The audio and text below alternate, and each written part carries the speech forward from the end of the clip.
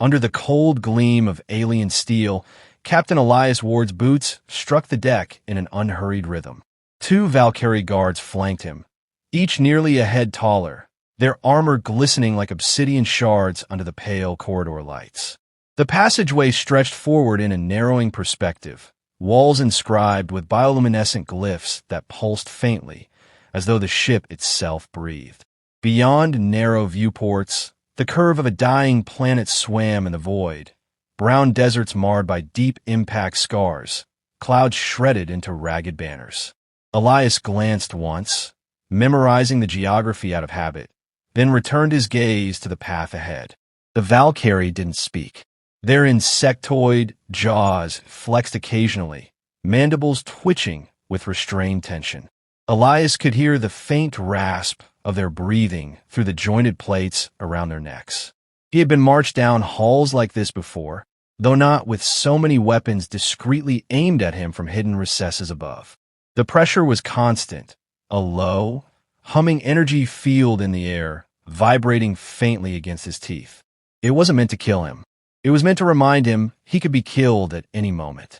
The chamber's entrance loomed without warning, a massive oval doorway rimmed with silver threads that shimmered as they passed. The guards guided him inside with a firm but not brutal push, as if they knew unnecessary force would be wasted. Inside, the room widened into an amphitheater of alien design. Tiered seating rose along the curved walls, filled with rows of armored Val'kari soldiers and officers. At the far end, beneath a canopy of woven metal strands that suggested a throne without resembling one, stood the presiding figure, a general, if Elias's read on the insignia was correct. Every surface reflected cold starlight. A panoramic window behind the general framed the darkness of space, scattered with the pale disk of the planet below. The air here was cooler, carrying a faint scent of ozone and something more organic, like chitin warmed under a sun. Elias stepped forward when prompted, his boot falls echoing softly. His posture was relaxed, but his eyes were sharp, cataloging every exit, every guard, every potential weapon. The Val'kari were not known for their mercy. This was not a place for mistakes. The general studied him with eyes like polished amber. Elias noted the subtle etchings along the armor's collar, marks of campaigns, perhaps victories. The alien's mandibles clicked once before a device at its chest emitted a low, steady hum.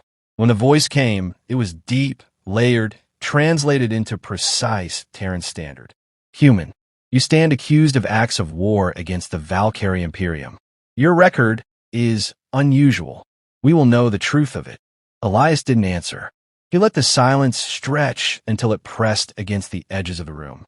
Around him, murmurs rippled through the seated officers, a chorus of hard, clicking syllables. The general's eyes narrowed. We will begin simply. Tell us your kill count. The question hung in the air, heavy as a storm cloud. Elias tilted his head slightly, studying the alien's face as though considering the weight of the request. His expression betrayed no offense, no pride, only calculation. He blinked once, slowly, and let his gaze drift across the room. Dozens of eyes watched him, some hungry for weakness, others cautious, perhaps even afraid. He let the corner of his mouth twitch upward. This galaxy, he said at last, voice steady. Or all of them? The translation device rendered his words flawlessly, and the effect was immediate. The room erupted, not with cheers or outrage alone, but with a discordant mixture of the two. Some officers leaned forward, their mandibles rattling with derisive laughter. Others stiffened in their seats, glances snapping toward the general as though waiting for a command. Elias stood at the center of it all, perfectly still, letting the chaos swirl around him. The general's mandibles froze mid-click. The golden eyes remained locked on Elias, unblinking. The air in the chamber shifted, the underlying hum of the ship suddenly louder in the stillness between bursts of alien speech. It was the reaction Elias had anticipated. Not disbelief alone, but an unease they could not hide. The guards at his sides shifted, their weapons angled fractionally closer to his ribs. He did not flinch. His pulse remained even, his breathing slow. He'd learned long ago that bravado was wasted on most species. What unsettled them more was certainty. Certainty that hinted at truths too large to verify quickly, too dangerous to dismiss outright. Clarify, the general said, though the word emerged more as a command than a question. Elias met the alien's gaze, noting the faint tension in the jaw hinges, the micro-adjustments in stance that betrayed calculation. "You asked for my kill count," he said. "You didn't specify your borders." A rustle of movement passed through the crowd like wind through dry leaves. A few of the younger soldiers exchanged glances, their armored fingers tightening around weapon grips. The translator hummed again, repeating his words into the alien tongue. They carried more weight there. Elias could see it in the way the general's eyes narrowed fractionally. The moment balanced on a thin wire. Elias knew he'd won the first exchange, not a battle, but an opening. In Val'kari culture, the ability to unsettle one's opponent without a weapon was respected, if grudgingly. It would buy him time, perhaps even a sliver of influence in what came next. The general's gaze lingered on him for several heartbeats longer, then drifted to the guards. A sharp click of mandibles served as a signal. The guards took a step back, lowering their weapons slightly, but not sheathing them. The shift was deliberate. A recognition that Elias was no longer merely a prisoner to be paraded, but a subject worth listening to. Elias inclined his head fractionally, the smallest acknowledgement of the change. He didn't smile this time. The theatrics were for them, not for him, and he'd already made his point. The next words out of his mouth would decide whether this conversation became an execution or an opportunity. The general spoke again, voice low, measured. "You will account for yourself. Every campaign, every world. We will test the truth of your claim." Elias simply said, "Then you'd better clear your schedule." The translator delivered the line with perfect neutrality, but the meaning was unmistakable. A fresh wave of murmurs spread through the amphitheater. The general's posture remained still, but Elias could sense the calculation deepening, the slow, careful weighing of risk versus reward. In that stillness, in that narrow pause between what had been asked and what would be demanded next, the room seemed to lean forward. Somewhere beyond the panoramic window, the dying planet rolled on, silent and indifferent. Inside the chamber, the tension hung, neither breaking nor easing, suspended like a blade above all of them. Elias stood beneath it without fear, knowing that whatever came next, they had already seen enough to understand one thing. He was not a man who measured his wars in single galaxies. The general's mandibles clicked once more, sharper this time, a signal that the exchange, at least for now, was over. The guards moved in again, their grips firm but less hostile, guiding him toward an adjoining passage. The audience's eyes followed him until the curve of the wall hid him from view. He didn't look back. The corridor ahead was shorter, darker, lit by only a few strips of pale light embedded in the floor. Each step carried the faint echo of the chamber he'd left behind, the hum of their uncertainty still clinging to him like a shadow. Whatever interrogation awaited, it would not be the same one they'd planned when he first stepped aboard. And for Elias Ward, that was exactly the point. The room they placed him in was smaller, more austere. The walls curved inward slightly, as though the architecture intended to keep its occupant aware of confinement. A single chair sat in the center, built for a human, but clearly fabricated by alien hands. Angles too sharp, surface too smooth. Elias lowered himself into it without hesitation. The door sealed behind the guards with a hiss that sounded almost like a sigh. He let the silence stretch, giving them no expression, no twitch of impatience. If the Val'kari wanted him to feel isolated, they were too late. He'd spent more time alone than most of them could fathom. The chamber's air was cool, carrying that same faint tang of ozone and alien resin. A soft vibration beneath his boots reminded him of the ship's constant motion through the void. When the wall opposite him shimmered and resolved into a holographic projection, he recognized the tactic. They wanted to show him his own past. The image wavered for a moment before stabilizing into a scene of red dust and jagged cliffs. Ardassa 4, the colony where he'd first seen what the Val'kari could do. The recording was grainy, pulled from battlefield drones, but Elias knew every moment by heart. The attack had been swift, surgical. Val'kari dropships cutting through the thin atmosphere, deploying squads with the precision of a scalpel. The mining settlement's meager defenses crumbled within hours. He'd been 22 then, a fresh corporal in the Terran Defense Corps, still green enough to think the war could be fought cleanly. That illusion hadn't survived the first day. The recording showed him moving between collapsed structures, dragging 2 wounded miners behind a wall of half-melted alloy. His rifle spat bright pulses, dropping alien soldiers as they advanced. He remembered the heat, the taste of dust in his mouth, the way every breath had been a fight against exhaustion. They'd held the colony for 3 days, a handful of soldiers and civilian volunteers against a force that outnumbered them 10-1. By the end, only 6 of them were still alive. When reinforcements finally arrived, Elias could barely stand. The Val'kari had withdrawn, not because they were beaten, but because the cost of taking the colony had become too high. That was the first time he'd seen them hesitate. The hologram shifted, fast-forwarding through years of battles. There was the frozen wasteland of Morny's Prime, where his squad had ambushed a Val'kari armored column and held it at bay until orbital strikes cleared the field. The blackened ruins of Arresta Station, where he'd coordinated evacuations while enemy ships pounded the habitat's hull. The missions blurred together, but patterns emerged. Moments where the Val'kari underestimated him, and moments when they learned not to. One scene lingered longer than the rest. The camera followed him into the heart of a Val'kari forward command post, deep in their territory. He'd gone in with a strike team, but when extraction was delayed, he'd stayed behind to ensure the prisoners were freed. By the time the dropship arrived, the command post was in flames, its officers dead, and over 200 human captives were on board.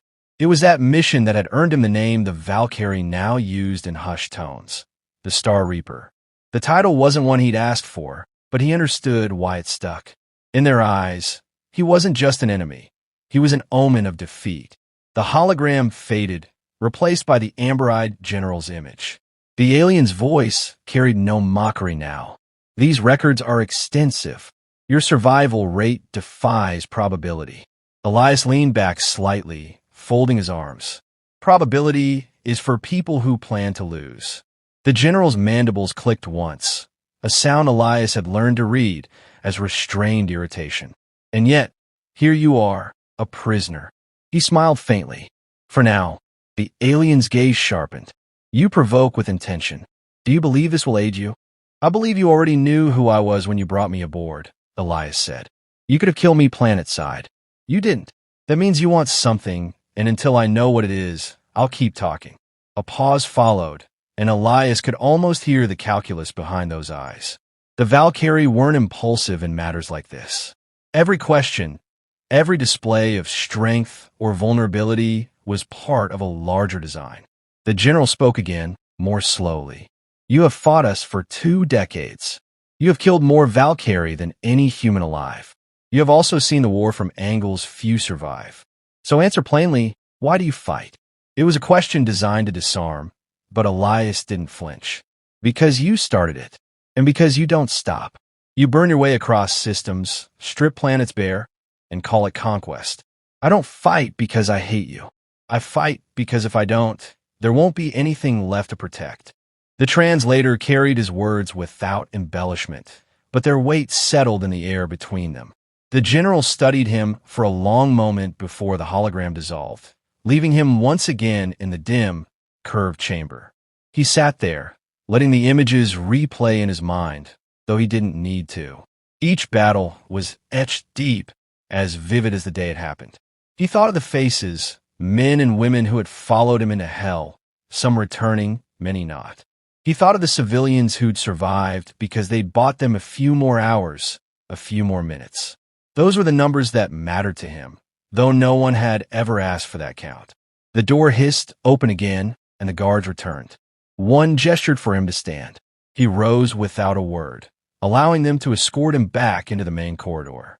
This time, The route took them upward, toward a section of the ship where the air felt warmer, tinged with the faint vibrations of distant machinery. They stopped before another wide doorway.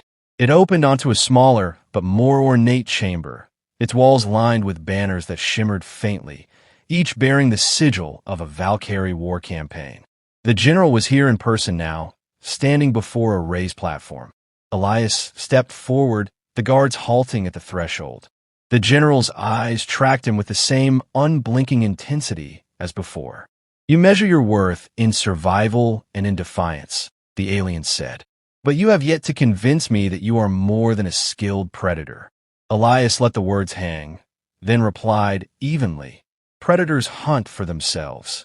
I've been hunting for everyone else." For a moment, neither moved. The hum of the ship's systems filled the space between them. Then the general inclined his head slightly. A gesture Elias suspected was as close as the Val'kari came to acknowledgement. "You will speak again," the alien said, "and we will decide what to do with you." Elias gave the barest nod. The guard stepped forward, ready to lead him away, but the general's gaze lingered. It was not the look of someone certain of victory. It was the look of someone beginning to doubt the ground beneath their feet.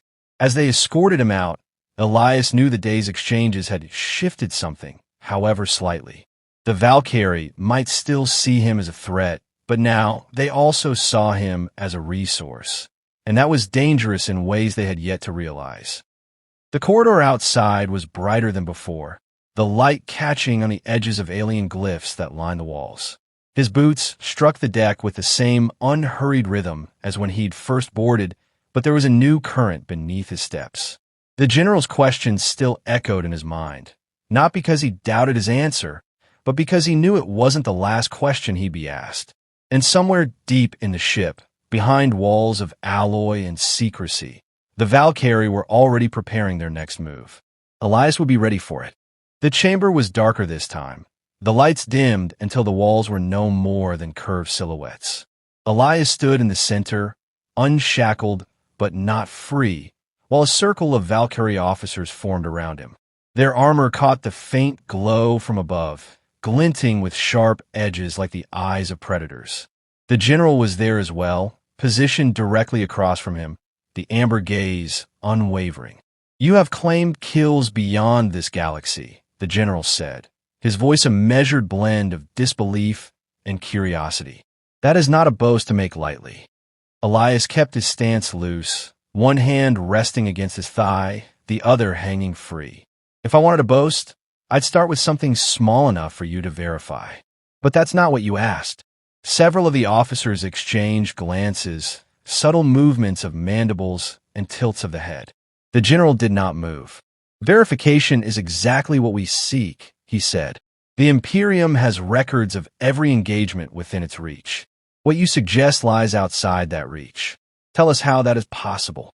Elias took a step forward, closing the space between them by a fraction. "Because your reach isn't the edge of the map. You think it is because you've never been forced to see beyond it. But I have." The words were quiet, but they seemed to press against the air, bending it toward him. He could see the slight stiffening of a younger officer to his left, the way his fingers flexed against the grip of his weapon. Fear was not something the Val'kari liked to display, but it seeped through in small cracks if you knew where to look. The general's tone cooled. "Then show us. Tell us of these other wars." Elias didn't look away. "Wars aren't stories you tell to entertain an audience. They're warnings. And you wouldn't believe the warnings if I gave them to you straight." The general's mandibles clicked in a rhythm Elias had learned to read as irritation tempered by restraint. "Try me." Elias let his gaze sweep the circle of officers. "There's a threat moving between galaxies. It doesn't conquer in your sense of the word. It consumes. Systems vanish, no debris, no survivors, no signals. It doesn't negotiate. It doesn't take prisoners. I've fought it, barely survived it." The younger officer's posture shifted again, this time toward attention. The general noticed and flicked a brief glance his way before returning his focus to Elias. "You expect us to believe such a force exists without evidence." "You already have evidence," Elias said. "You just don't recognize it. Your outermost colonies that went silent without a distress signal. Your patrol fleets that failed to return and left no wreckage. You've blamed internal instability, rogue human attacks, even natural disasters. But those weren't us. They weren't anything you've met before. The circle of officers tightened subtly, as though drawn closer by the gravity of his words. He could feel the temperature of the room drop, not physically, but in tone, a collective shift from skepticism toward the edge of unease. The general's voice was low. And you have fought them? Alone. Not alone, Elias said. With others who understood the stakes. Some human, some not. Most didn't make it. I learned enough to know you can't beat them with numbers. You beat them by making yourself a cost they can't afford. That's why I'm still here. One of the older officers stepped forward. His armor bore more campaign etchings than the others. His voice deeper, harsher. If what you say is true, why come here at all? Why not stay in whatever shadows hide this enemy? Elias met his gaze. Because your people are next, and you don't even know it. You're wasting fleets fighting a war with us while the real threat circles closer. I came because, whether you want to admit it or not, you'll need allies when it arrives. The word allies struck like a spark in dry brush. Murmurs broke out, quick and sharp, and the general raised one hand to silence them. You presume much, human. I presume survival matters to you, Elias said. And I presume you're not foolish enough to dismiss a warning just because you don't like the mouth that delivers it. A beat of silence followed, and in it, the hum of the ship's systems seemed to grow louder, the distant pulse of its engines like a heartbeat in the dark. The general studied him as though weighing the truth, not of his words, but of his usefulness. Finally, the general spoke. If what you say is false, you will die for the insult. If it is true, then perhaps there is merit in hearing more. Elias inclined his head slightly, acknowledging the opening without overplaying it. You don't need to decide now. In fact, I'd recommend you don't. Give yourself time to confirm what you can. The rest you'll have to take on trust. The general's eyes narrowed. Trust is not a Val'kari virtue. It's not a human one either, Elias said. But sometimes survival depends on it. The younger officer who had reacted earlier stepped forward, breaking formation. General, the human's claim about missing patrols matches incidents logged in my sector. I dismissed them as equipment failure, but he hesitated, mandibles shifting. The patterns fit. The room's attention swung toward him. Elias stayed silent, knowing the admission was worth more than anything he could add. The general regarded the officer for a long moment, then returned his gaze to Elias. You've gained yourself a narrow path, the general said. Walk it carefully. If you step wrong, you will not be given a second chance. Elias allowed himself the faintest smile. I don't plan to step wrong. The circle loosened, and the officers began to file out, their movements still precise, but tinged with an undercurrent of thoughtfulness. The general lingered a moment longer before turning away without another word. Two guards approached Elias, but their grips were less forceful than before. They led him back through the winding corridors, this time passing through areas where the ship's hum was broken by the rhythmic clang of distant machinery. Elias kept his eyes open, memorizing every junction, every locked hatch. They stopped before a viewport, perhaps intentionally, perhaps by oversight. Outside, the stars lay scattered across a sea of black, and beyond them, the faint smudge of a neighboring galaxy shimmered against the void. Elias let his gaze rest on it for a moment. It was small from here, fragile-looking, but he knew what lurked between the light years. When they resumed walking, the ship seemed quieter, as though its crew moved with a new weight on their thoughts. That was good. Doubt was the first crack in certainty, and cracks had a way of spreading. Back in his quarters, a cell dressed up as a room, Elias lowered himself onto the bench and leaned forward, elbows on knees.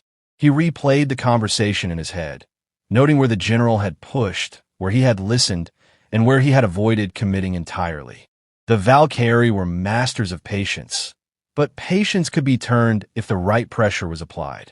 For now, the pressure was fear, not of him, but of the unknown he represented. That would be enough to keep him alive until the next move. He leaned back, eyes closing briefly. Somewhere, far beyond the view from this ship, the thing he'd spoken of was moving. It didn't care about Val'kari or human borders. It didn't care about pride or conquest. When it arrived, none of those things would matter. But for now, they still did, and that was something he could use. The next summons came without warning.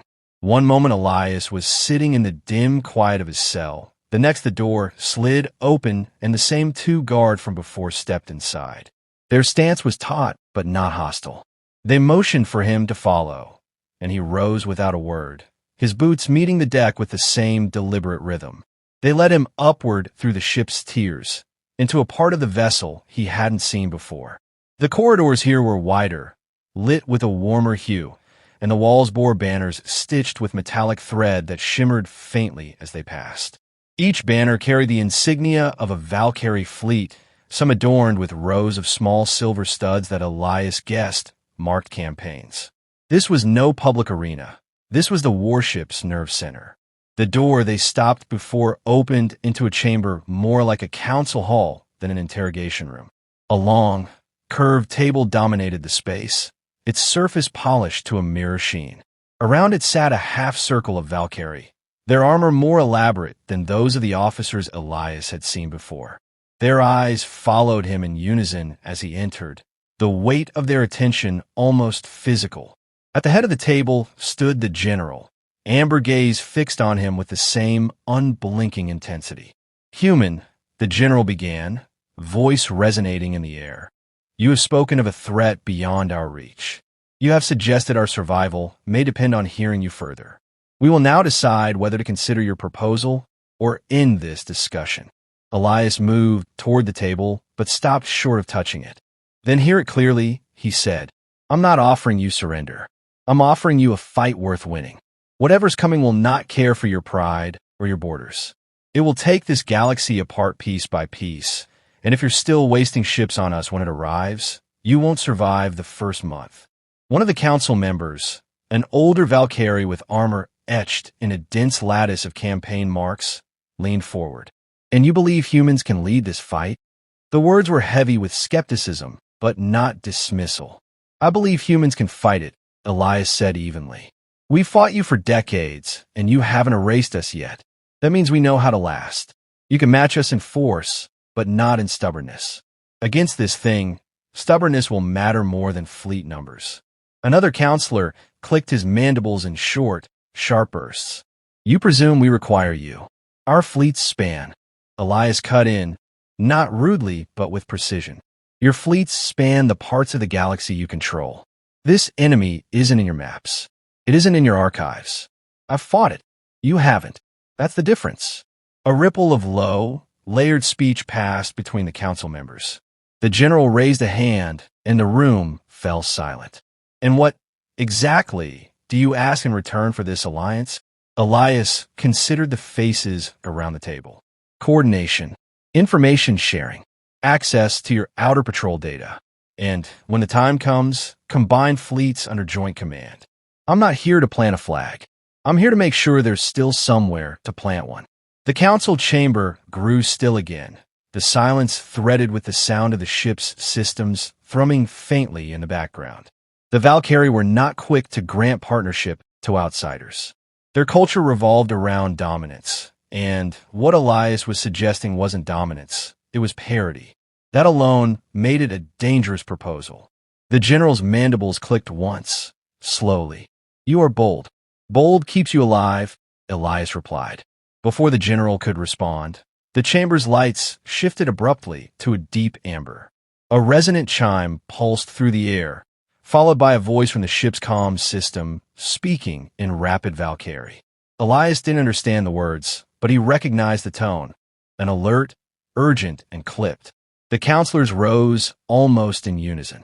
The general stepped toward a wall panel, touching a glyph that brought up a wide display. Elias caught the image immediately. A starfield near the galaxy's rim, distorted by a growing shadow that blotted out light. Dozens of smaller signatures clustered at its edge, moving in tight formation. One of the counselors hissed something low and sharp. The general turned to Elias, eyes narrowed. "You will explain this." Elias stepped closer to the display. The shadow's shape wasn't clean. It writhed faintly, like heat haze over asphalt. He knew that distortion. "That's them," he said. "The ones I told you about. I didn't think they'd move this fast." "You will provide details," the general demanded. "They're not a single fleet," Elias said. "They're a swarm. Every ship is its own predator, but they move together. They'll hit your scouts first, then whatever settlements are closest. If you stand in a line to meet them, you'll lose everything in that line." The counselors murmured again, sharper this time, the edges of their voices betraying unease. The general looked from a display to Elias. "If this is true, you'll fight with us." Elias didn't hesitate. "Then cut me loose and give me a command channel." For the first time since he'd been brought aboard, the general's expression shifted, still not trust, but a recognition of necessity. "Very well." He gestured to the guards at the door. "Remove his restraints." The guards moved forward, unlocking the slender cuffs at Elias's wrists. The cool weight fell away, and he flexed his hands once, shaking off the stiffness.